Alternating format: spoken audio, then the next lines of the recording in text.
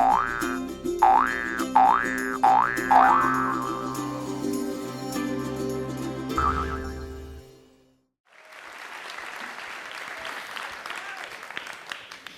morning.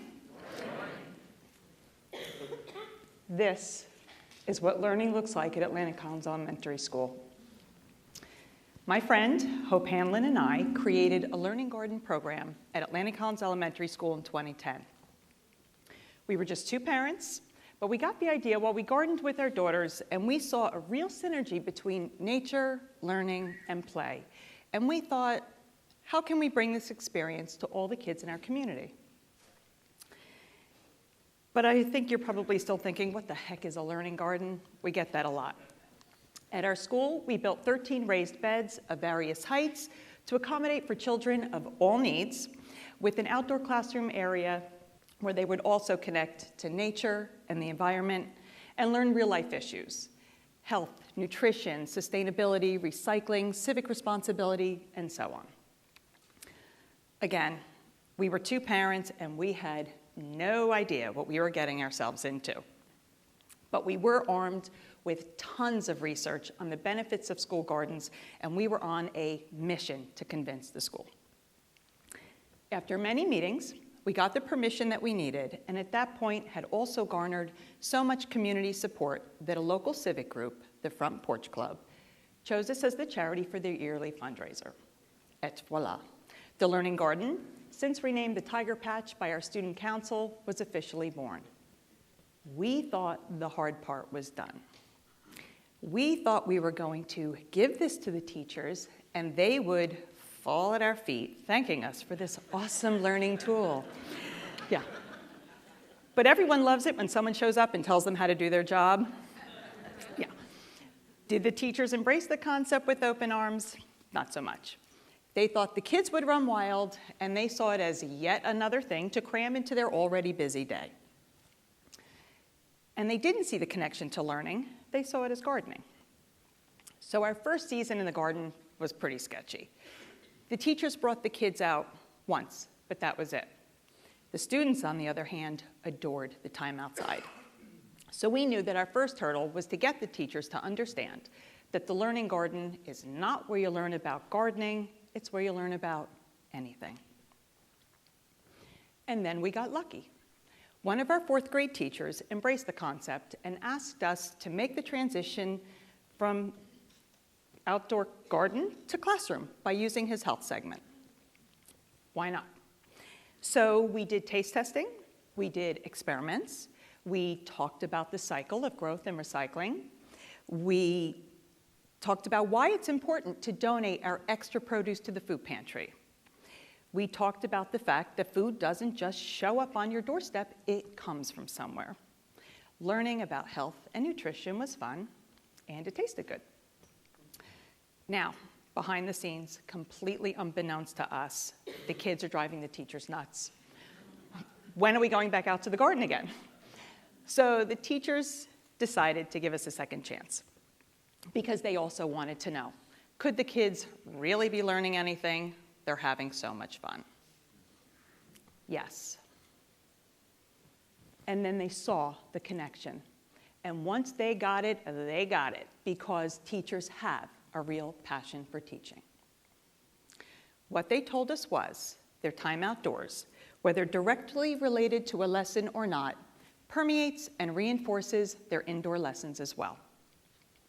One of our beloved first grade teachers told me that when she comes inside, she can ask her class, give me a sentence with an adjective and a noun, and the answer becomes easy. One of our third grade students was out in the garden and saw something eating the Brussels sprouts. He turned to his science teacher and asked him what it was. His science teacher took the opportunity to integrate technology. He took out an iPad, he used an app to take a picture, and in seconds had information on what it was. Ideas naturally spark in the garden. I'll give you a couple examples. These are pictures of my daughter's second grade class. Her teacher found doing creative writing was painful. If anyone has a 7 or 8-year-old, you know what that's like. So we said to her, we're going to do it outside. They're going to work in pairs, and they can write any story they want as long as it includes a plant, an animal, or an insect that they would see out in the garden.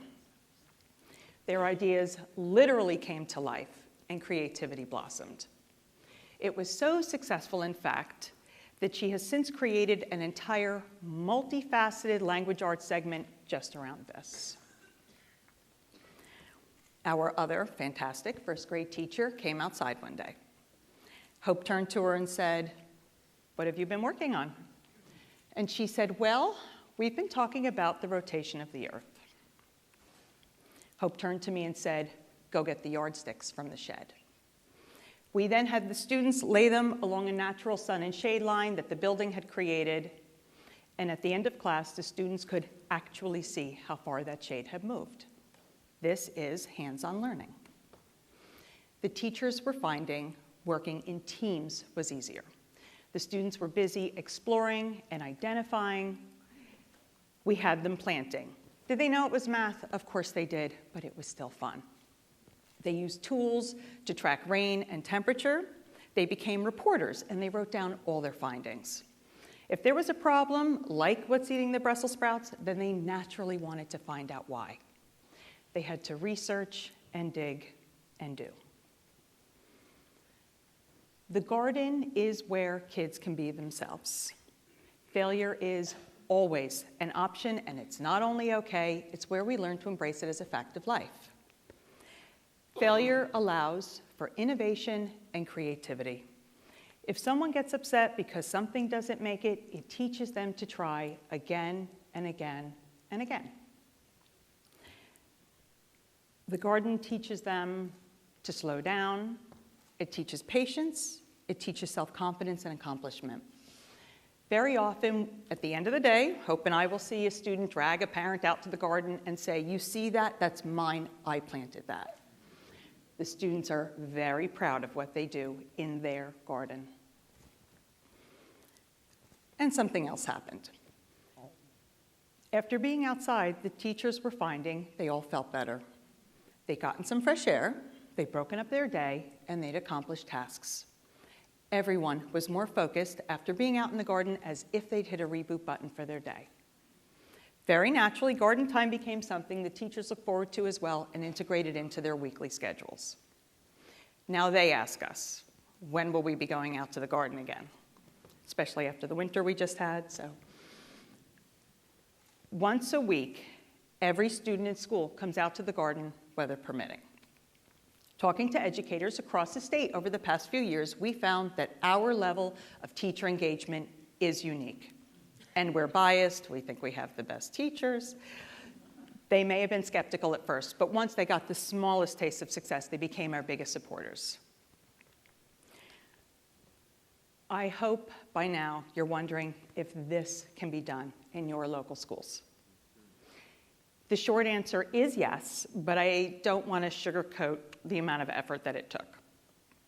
Hope and I spent countless hours growing the program to where it is today. We had to be there for every one of our 18 weekly classes. We had to research every lesson to align it to the curriculum.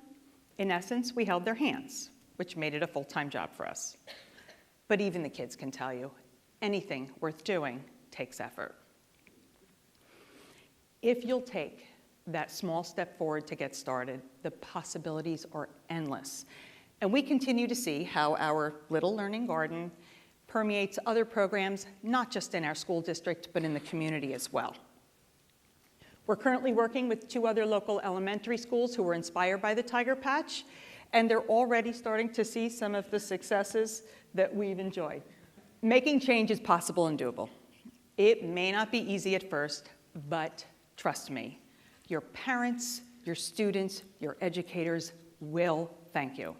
And we're here to help anyone who's interested in growing minds and growing gardens. Just come find us.